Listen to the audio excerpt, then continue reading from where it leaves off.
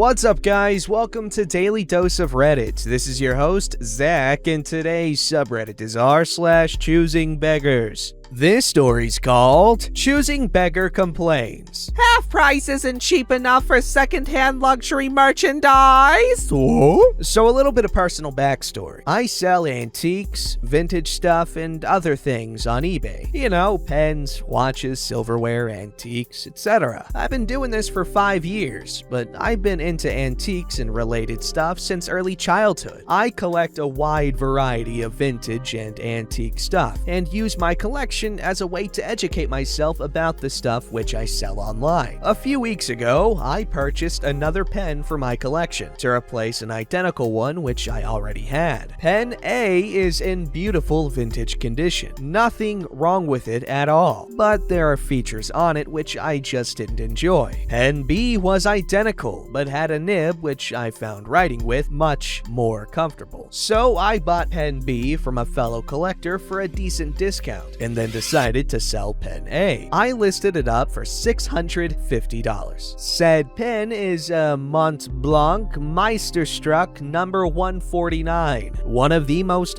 famous pen models in the world. It's been used by everybody from Queen Elizabeth to Barack Obama, JFK to Vladimir Putin. I figured that a pen that famous at that price wouldn't last long, and someone will snap it up and pay the price. Important note, these pens sell for $1,300 brand new, so mine is half price, which I was only able to offer because I bought Pen A for just $250 in a box lot of other pens. Anyway, a friend suggested I post the link to the eBay sale in a local collectors group on Facebook. I told her no because that group is full of choosing beggars. She said, What's the worst that could happen? Gee, I wonder why I'm sharing this here. Within half an hour, the vultures started to swarm. One guy in particular seemed very offended that I had shared the pen for sale on eBay first, instead of offering it to my dear fellow collectors. Oh boy, here we go. This is why I didn't want to share it in the group. Dude, that is way overpriced. Huh? You want $650 for that? Yeah, I do. There's no way that thing is worth $600. Well, it's a Cold War era pen made in West Germany before the wall came down, so... You know you could buy these things for $400, right? What a ripoff! How do we even know it's real? I've been collecting pens for 20 years. I think I can spot a fake Mont Blanc. How do I know that you're not trying to sell a fake? Shouldn't you know how to spot a fake already if you're trying to buy luxury merchandise secondhand online? Yeah, I do, but do you? If you do, then you should be able to tell if this is a fake. Yeah, but you could try and swap it out. There's no way I could try and sell a fake luxury pin on a site like this and keep my reputation as a seller. How stupid do you think I am? Whatever, dude. I'm telling you, $400. That's what they go for on eBay. Current cheapest on eBay, as of the date of posting this, $790. Average secondhand asking price, $800 to $1,000. $400 on eBay? Really? Totally. I sell them too. I know what they're worth. Wow, really? $400. Was it still in one piece? He kept repeating that it was worth only $400, $350, and I kept telling him no. But the $650 new!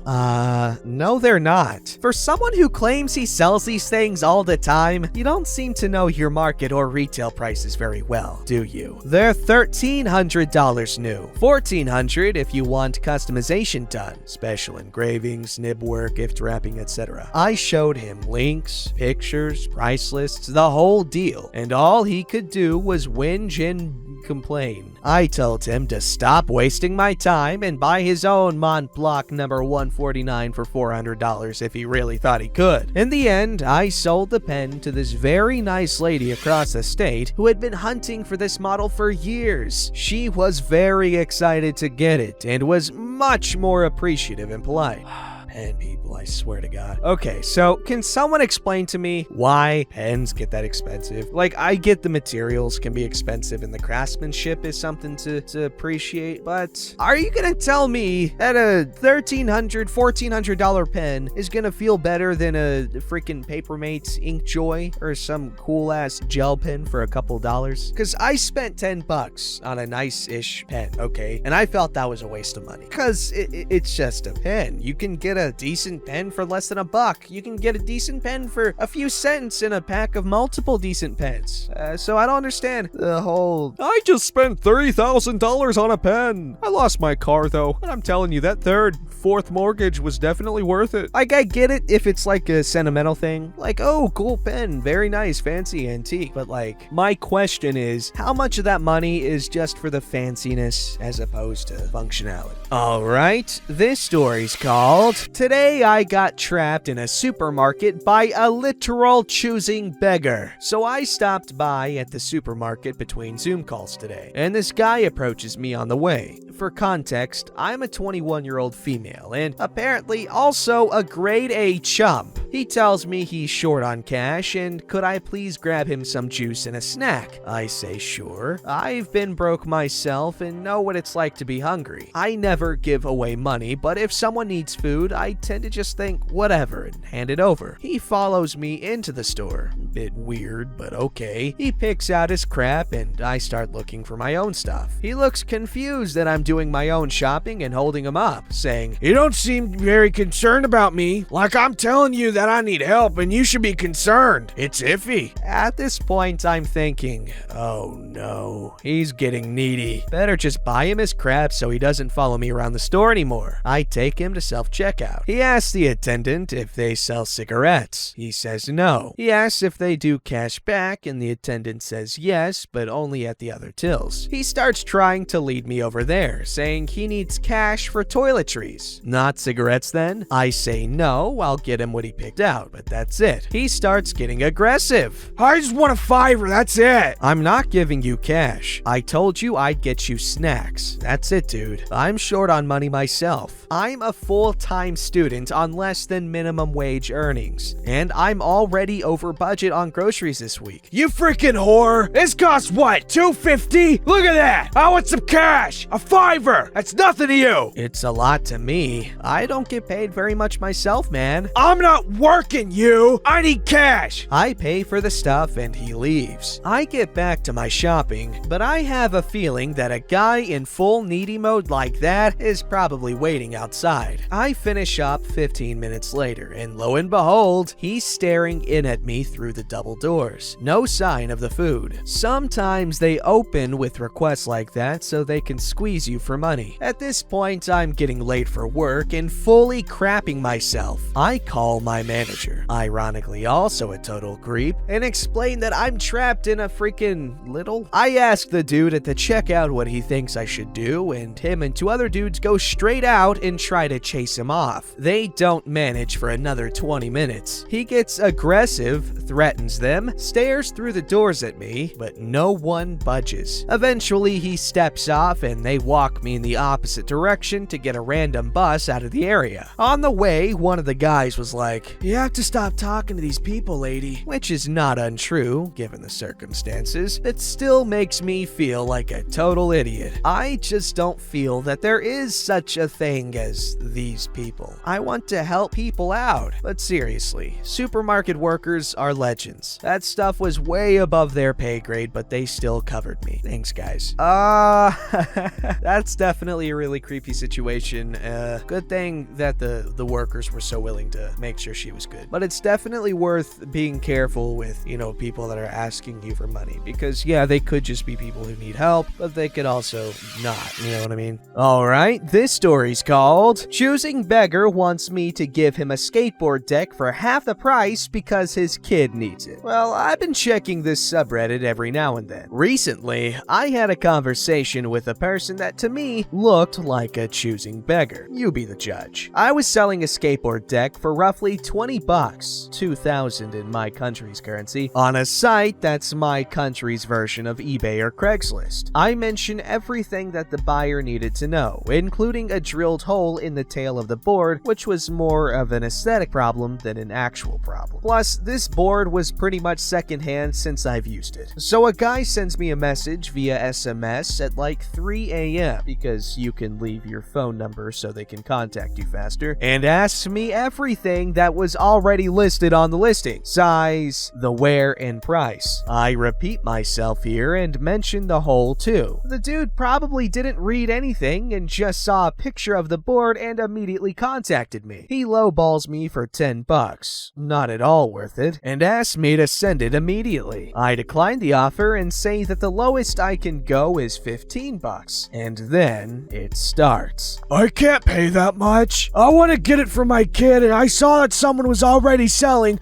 a complete skateboard for 20 bucks. 10 bucks is fair enough, and I can send you the details for the shipping. The board is too big for my kid though, but he'll use it when he grows up. Also, what about the hole you mentioned? This is a rough translation, but even in my language, everything is all over the place with like 10 questions in a sequence. I decline again and tell him that he should get that then. I also tell him to look at the actual listing to see the wear and the hole. It was pretty late, so I go to sleep for a bit. My phone starts ringing at 5 a.m. It's the guy and I ignore it. He calls again at 6 and at 10 a.m. I was stupid for not muting the sound on my phone. I tell him that I'm not interested, and then he offers me a whopping 12 bucks. I just ignore it and finally mute my phone. In the morning, another guy offers me my original price for the board, and I agree with that. That guy just asked me to save the board for him for a couple of days, to which I agreed. I tell the other dude that it's reserved now and that I got the price I wanted. He then gets pissed off, tells me that he called me first, and that he's now willing to give me 15 bucks for it. True, you did call me first, but you lowballed me. He had a better offer. Why would I sell the deck to you when I can get more money for it? I told you my lowest price and you declined. Not my problem. Kid, the deck is too big for my son. A smaller deck would suit him better, but there's time for that. Plus, the problem is the hole you were talking about. That other dude that offered you higher probably won't buy it in the end. Don't get your hopes up. Classic choosing beggar stuff when he doesn't get his way. I still don't realize how the deck being too big is my problem. He knew the measurements. Not once did he mention that he had a problem with the hole until now. Of course, I declined again and told him I'm saving the board for the other dude. He then replies rather normally. No problem. Just call me back if he backs out of buying the board. A couple of days pass and I sell the board to the other dude and I tell the choosing beggar that it's sold. He does the mature thing and starts flexing. He rambled on about how he got 2 boards for 20 bucks. Highly doubt that because there were no boards being sold that cheap on the site during that time. What a sad man. Glad I didn't sell it to him. Okay, 20 bucks for a decent deck is not a bad deal. Like the deck on my skateboard, it's nothing too crazy, but it's decent. It was like 40, 50 bucks and it's a toy machine deck. Alright, this story's called Make Me Beer for My Wedding. Oh my god. What is with people? First, you hear Margaret wanting to lose 30 pounds in 2 months for her wedding. And now you have this crazy person wanting to turn into a glass of beer. What is this nonsense? A little over a decade ago, a good friend of mine was getting married. I was as broke as college students come, so I couldn't get them anything on their gift registry, and I felt like I was letting them down. While out with a few friends one weekend, we collectively came up with a brilliant plan. We were all avid home brewers, so the 3 of us were going to make a 5-gallon batch of bachelor party beer in the groom's favorite style, and another batch for the people in the wedding party. Bride, groom, groomsmen, bridesmaids, mothers, fathers, etc. on the big day. It was brilliant, and we were able to make some killer labels to accompany some righteous homebrew. The bachelor party beer was named Last Sip of Freedom IPA, and the wedding brew was Off Off the Deep End lager. It was received well by all, and us brewers received tons of attention and praise. After the bride and groom departed in their just-married convertible, the rest of us didn't care for the night to end, headed out to keep the party rolling. While waiting for drinks at the bar, I struck up conversation with one of the bridesmaids, and she mentioned how awesome of an idea the custom beers were, and I saw this as my "I'm gonna get lucky" moment. That was my idea. You made those beers? Yeah, me and a few friends thought it would be a big hit at the wedding, and we had fun brewing different batches to perfect it. Can you do that for me?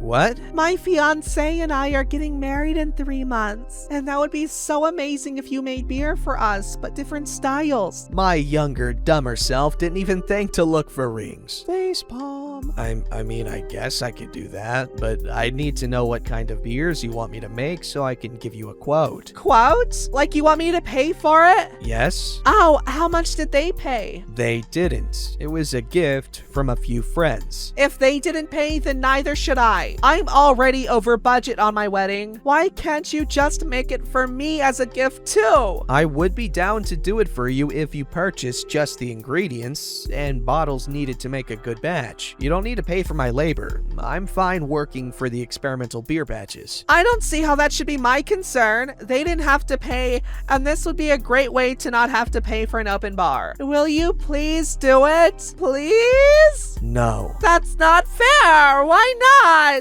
Because I've been friends with them for 5 years and friends with the groom for 10 years. We haven't even been talking for 5 minutes. I haven't even been invited to your wedding. So unless you're willing to pay, it's not gonna happen, princess. At this point, I was done with the conversation, so I grabbed my drink and headed back to the group. I made the most of my night, but I could feel her burning gaze on me for the rest of the night. I told the guys, we had a chuckle and continue to laugh about it whenever we all meet up. I have since made kegs for parties, custom crush wine for family members and close friends' weddings, graduation parties, and divorce parties, as long as they are willing to pay and provide the glass. That's so cool. I mean, beer's gross, and I don't understand how anyone could like it, and if you do, you're probably weird.